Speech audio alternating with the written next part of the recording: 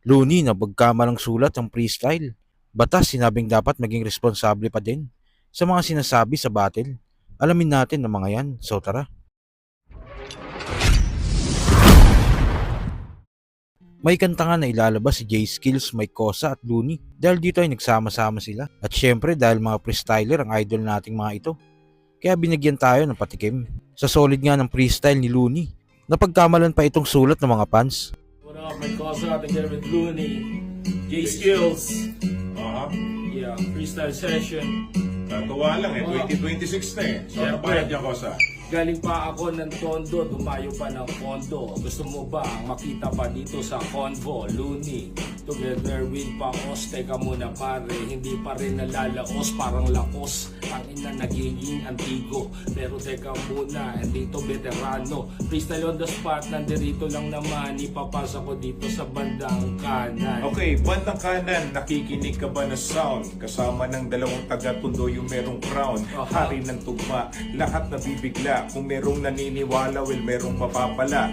Wala kaming pake kung mga di kayo sang-ayon. Kaya nga sumasabay pa rin kami sa alon. Kung takot ka na mabaha, dapat alam mo rin kung paano ba magkadapa at paano ka mabangon. Mabangon, Looney, J Skills may kosa. Apat daw na bara, sa rima ay may kota. Eto na mas smooth pa sa rhymes ni Mike Shinoda. Katagang maaghang pa sa spicy yakisoba. Kaso nga lang, ulumampas na to sa apat. Sapagkat naging walo yun. Dapat ang patpat na pangalan ay LOO. Tsaka step to the flow, hell to the now. Episode na, teka muna, sino ang umamin? Dumalangin na dito na ang ama namin. Kumain ka ng ramen sa Japan. Pero teka, what's up sa tropa sa Gapan?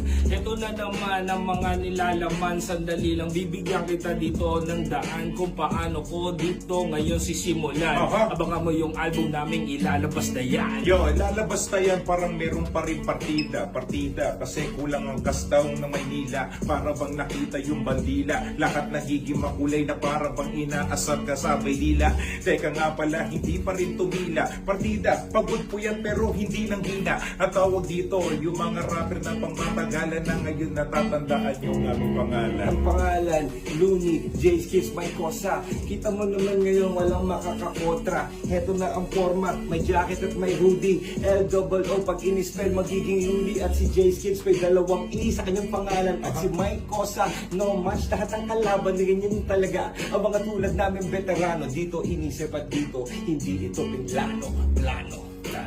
Yeah. 2026. Yes. Break it down. Sa kabilang balita naman, nag-guest nga ni Batas si Marshall B. Sa segment niyang pag-usapan natin pare. Dito nga ay sinabi ni Batas na dapat daw maging responsable na lalo ang mga battle MC sa mga sinasabi nila sa battle dahil sobrang dami na daw nakikinig sa battle rap. Alam mo, ganun yung magiging, ganun kalakas yung salita mo. May paki ka pa ba sa absolute freedom? O wala na? Ano ba? Paano ba?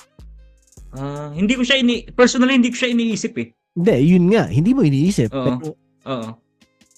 kumbaga yun yung pinaka-natural natin eh. Siyempre hindi natin iniisip Oo. yun. Pero siyempre, yung sitwasyon na meron ang flip-top ngayon, iba sa sitwasyon ng ng well, ako kasi tinitingnan ko sa before flip-top. Na kahit anong sabihin mo, wala namang maikinig sa'yo masyado eh. Oo. Di ba? Kayo yung mga tropa. Tama, eh, tama, tama. Or yung mga talagang ganun lang yung hilig, no? So, pero ngayon, sobrang wide ng audience. So, Sobra talaga. oo, di ba?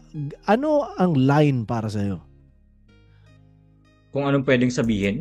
Or, hindi. Kumbaga yung pagdating lang sa responsibility ng words mo, dahil alam mo meron siyang ganung weight.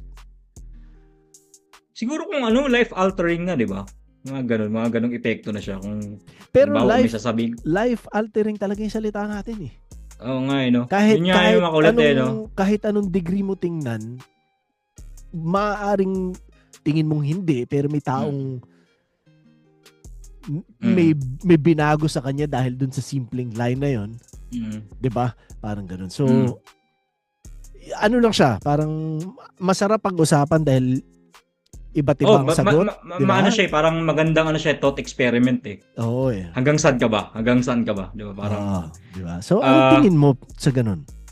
ang tingin ko lang talaga eh, parang ano eh, kasi sa akin, the way I look at my material, kung anong gagawin ko, pinaka-aatakihin mo lang talaga is, ano yung pinaka iniisip mong nire-represent mo.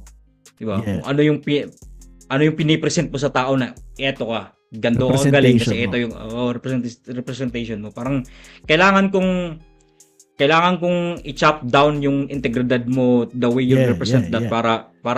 para in a creative manner na bubudburan ko ng lahat ng technicalities at Hindi, para ganito. maano ko na mas magaling ako at mas may integridad ako sa iyo. At the end of the day parang ganun eh, 'di ba? Okay. Ganun yung tingnan ko. So parang the way ako magsulat is parang meron talaga siyang natural feel na hindi siya aabot sa mga lugar na parang meron ako self-filter Yeah, na gets ko.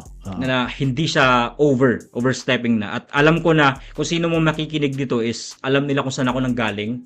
Yeah.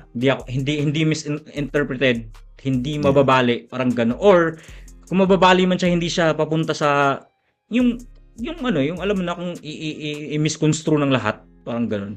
Hindi, ang mas siguro, ang mas ibig sabihin ng tanong ko is parang ganito kunwari, no?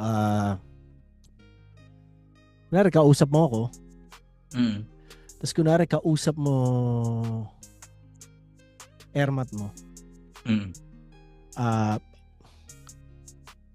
Maaring parehas ang gusto mong sabihin sa amin in terms of message. Pero I'm sure iba yung choice of words mo kapag kausap mo ako tsaka kapag kausap mo nanay mo, di ba? So, kunwari, parehas kaming battle rap fan na. Oo. Di ba? Dahil sa personal na rason. Oo nga, Dahil anak ka niya, at ako dahil mahilig ako sa battle rap, magkaibigan tayo, alam mo gano'n, papanoorin kita. So, ano ang pipiliin mong manner ng communication mo? Ako, honestly, ang naisip ko talaga is, naka-stick na lang sa utak ko na if you really follow battle rap ng ganon, may understanding ka na sa sarili mong, parang tatanggapin mo yung sasabihin ko parang ganon. Hindi bilang kalaban, pero bilang yun listener. Nga, bilang listener, parang at some level, gets mo kung bakit ko sinabi. Parang ganon siya.